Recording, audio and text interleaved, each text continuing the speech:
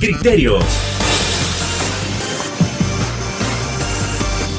Una entrevista de Mix de Medios.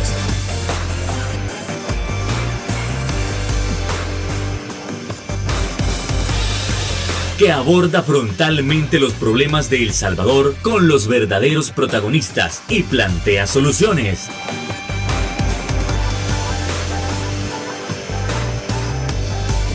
Criterios. ¿Qué tal? Muy buenas noches, sean bienvenidos a una nueva emisión de su programa Criterios, para seguir analizando esos temas tan importantes que nos competen a las y los salvadoreños. Para esta ocasión vamos a estar analizando las proyecciones a futuro de nuestro marco económico, es decir, para las familias salvadoreñas ha sido, digamos, una ventaja el hecho de haber aplicado las medidas económicas del presidente Nayib Bukele. Realmente con la canasta básica nos vamos a beneficiar muchísimo. Y también nosotros nos preguntamos, ¿seguimos manteniendo un Estado de Derecho? Bueno, eso y más lo estaremos analizando criterio a criterio, con nada más y nada menos que el licenciado Luis Amayoa, decano de la Facultad de Ciencias Jurídicas y Sociales de la Universidad Nueva San Salvador. Muy buenas noches, decano. ¿Qué tal? ¿Cómo estás? Bienvenido.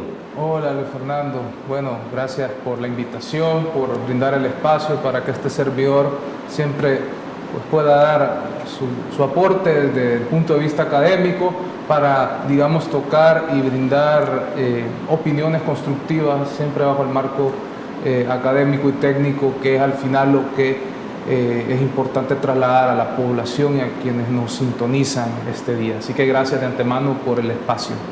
Sabe, decano, usted ha mencionado algo muy importante, y es que la gente se preguntará, bueno, pero este tema se ha analizado antes, pero es que aquí en Criterios lo analizamos desde diferentes perspectivas, es decir, ya lo analizamos desde la perspectiva política, desde la perspectiva meramente económica, y nosotros también queremos tener esa visión académica.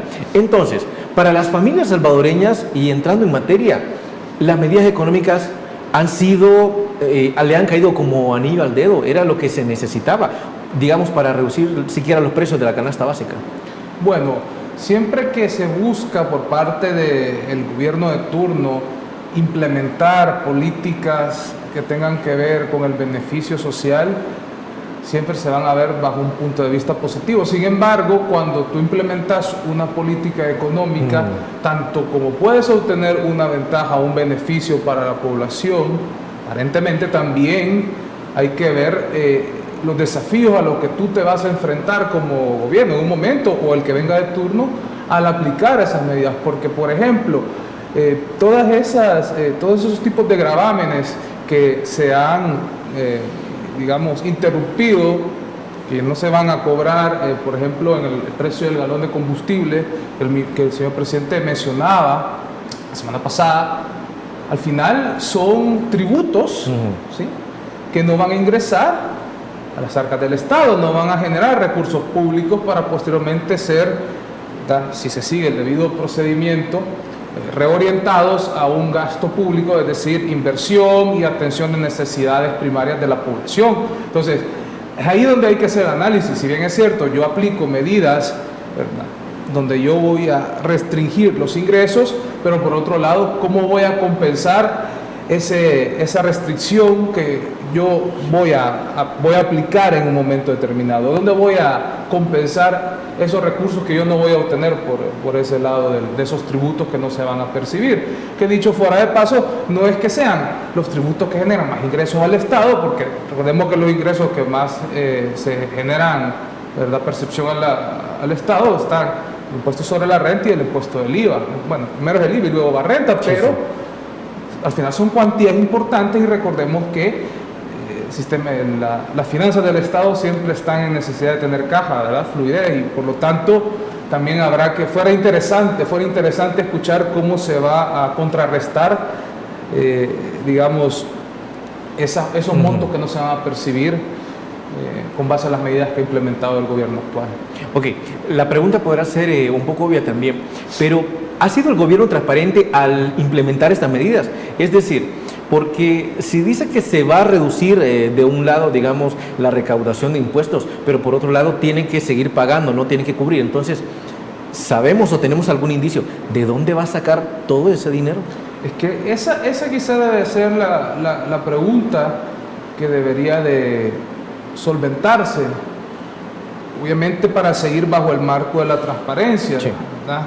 Porque si tú, como vuelvo a reiterar, aplicas una medida donde vas a restringir, donde vas a, digamos, no vas a percibir unos montos que corresponden a una modalidad de tributos como los de esa naturaleza, ese tipo ya o llamadas contribuciones especiales que van añadidas al galón de combustible, por ejemplo, ¿dónde vas a compensar ese monto que no te va a ingresar en un momento determinado? ¿Será vía financiamiento, vía préstamo o será a través de otro tipo de medidas? Entonces, la idea sería que se conociera esa parte para acompañarlo en lo que es la gestión y la transparencia de lo que son los ingresos y el uso de los recursos públicos también. Yo creo que eso es importante dejarlo claro para poder encarrilar de una buena manera la gestión pública en general. Ok. Decano, desde su perspectiva y esperando también a que terminen de salir las denominadas 52 medidas económicas que planea el Ejecutivo, ¿cuáles deberían ser esas medidas que al menos hasta este momento han faltado entre esas 11? ¿Qué otras medidas deberían aplicarse para tratar de frenar levemente ese impacto de la crisis? El impacto económico, bueno, habría que ver primero cuáles son esas 52 medidas que se van a proponer y si esas 52 medidas, por ejemplo, tienen un estudio socioeconómico sobre el impacto que van a generar. ¿Qué medida cree que deberían estar entre esas 52, digamos? Bueno, habría que hacer, por ejemplo, aquí me voy a meter un poco en la parte técnica de la tributación. Adelante. Pero, por ejemplo, hay una cosa bien interesante, que si bien es cierto, dentro de los análisis que hacen casas de estudio, si me permiten mencionar, Instituto Centroamericano de Estudios Fiscales, que me parece que es una de las casas de estudio que tiene informe más completo respecto al tema, e imparciales para dejarlo claro, ¿no? Ellos mencionan, por ejemplo, bueno, si bien es cierto, tú tenés un alto nivel de recaudación y control sobre la tributación y la tributación del IVA, pero fuera interesante dentro de esas medidas hacer un estudio sobre el impacto de la recaudación del impuesto sobre la renta, ¿sí? Ver, por ejemplo, también qué márgenes no se perciben en la parte de la evasión, por ejemplo, el sector informal también, cómo canalizar políticas de acción que busquen motivar al sector informal a formalizar su comercio de tal manera de que ellos, por ejemplo, puedan tributar y que vean que esa tributación, que ese pago de los impuestos, como puede ser el impuesto sobre la renta, el impuesto del IVA, se vea reflejado al momento que sea erogado como recurso público.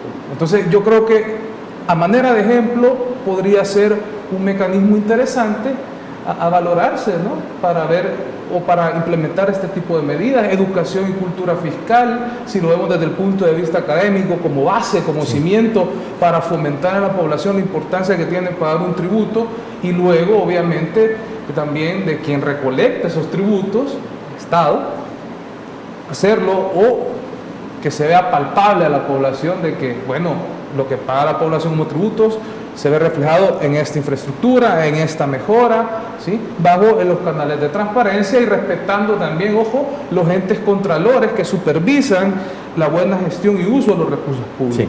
Ahí estaría el detalle. Yo lo veo bajo esa línea, siempre bajo el marco académico, pero siendo realista.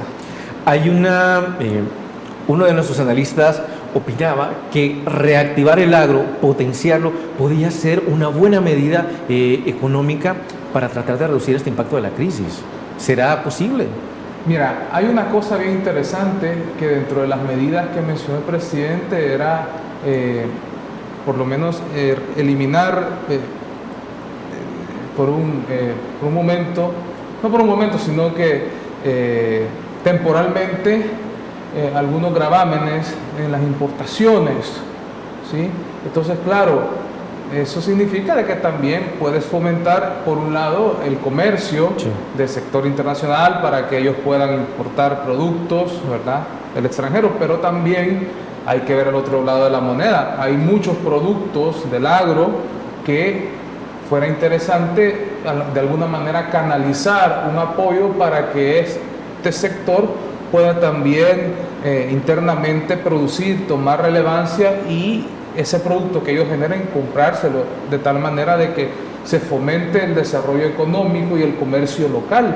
Es decir, esto no significa que yo voy a dejar a un lado la inversión que pueda hacer una empresa del extranjero, todo lo contrario, pero también no podemos dejar a un lado al productor local. Hay que buscar un equilibrio, buscar la manera de que ambos puedan incorporarse al sector comercio sin que haya una competencia desleal, ¿verdad? Y que los entes precisamente encargados de regular ese tipo de prácticas se encarguen de velar por ello. Superintendencia de Competencia, Defensoría de Protección al Consumidor, Ministerio de Economía, cada uno en su área, pero que en cierta medida se complementan en el desarrollo y el trabajo que conlleva el poder ejecutar un control sano de lo que es el comercio y la dinámica de la economía.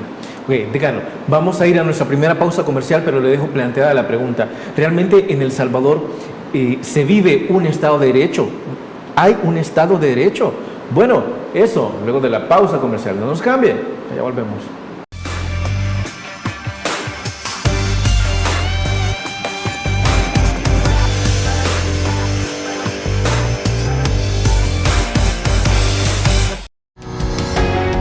Samvar, una empresa que cree en la sostenibilidad ecológica y en la cultura de productos biodegradables en El Salvador, decididos a proveer las mejores soluciones en limpieza, porque cuidar el medio ambiente es tarea de todos.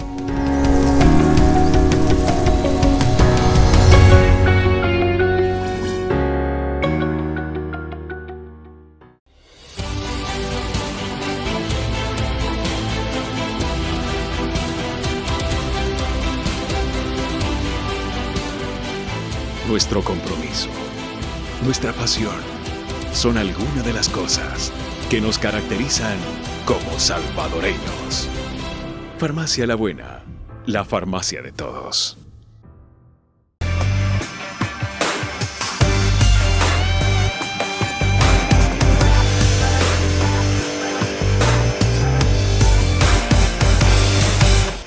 Ya en el bloque pasado discutíamos sobre qué otras medidas económicas se podían aplicar para tratar de frenar esta crisis que todos y todas estamos atravesando. Ahora bien, en otro punto fundamental, nosotros también queremos saber si en El Salvador realmente se aplica un Estado de Derecho o si realmente lo hay. ¿Y esto por qué lo digo? Debido a las reacciones de la ciudadanía y de diversos partidos políticos respecto al caso Catalino Miranda, ya que muchos mencionan que nunca se le llevó el debido proceso, o no, al menos hasta ahora. Licenciado.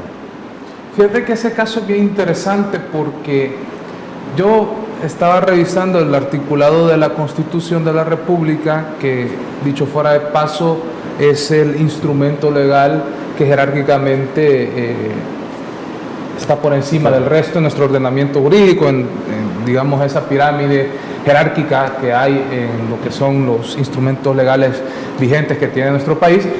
Y me llamaba la atención porque, si bien es cierto, dentro del articulado de la Constitución le da esa potestad al Estado de poder tomar las riendas en caso de que haya una omisión, ¿verdad? En alguna disposición que se emita por el Estado de turno, ellos pueden prestar ese servicio público que es el de transporte. Lo que pasa es que aquí lo que se objeta es la forma en que se procedió. Es decir, no es que se está diciendo, el Estado actuó mal de golpe, sino que, hombre, si tú vas a aplicar lo que manda la Constitución, también tienes que tomar en cuenta de que debes de actuar bajo el marco de la legalidad, seguir el debido proceso, seguir los mecanismos legales que se encuentran establecidos para, por ejemplo, decretar una detención provisional, seguir un proceso. En el caso de